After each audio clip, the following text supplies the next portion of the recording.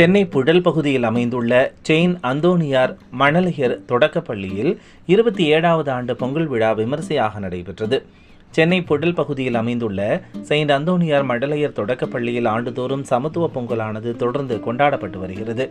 இதன் வகையில் 27வது ஆண்டு சமத்துவ பொங்கல் விழா செயின்ட் அந்தோனியார் மணல் ஏர் தொடக்கப்பள்ளியின் வளாகத்தில் விமரிசையாக நடைபெற்றது.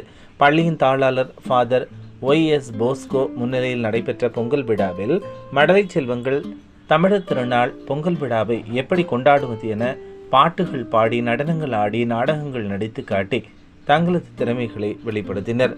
இறுதியாக பள்ளியின் தாளாளர் ஃபாதர் OS போஸ்கோ, பள்ளியின் தலைமை ஆசிரியர் அருள் சகோதரி தெரசா மற்றும் பள்ளியின் ஆசிரியர்கள், குழந்தைகள் என அனைவரும் ஒன்று கூடி சமத்துவ பொங்கல் வைத்து பொங்கலோ பொங்கல் என கோஷங்களை எழுப்பினர். இதில் ஆசிரியர்கள், மாணவர்கள், பெற்றோர்கள் உள்ளிட்ட ஏராளமானோர் கலந்து கொண்டனர்.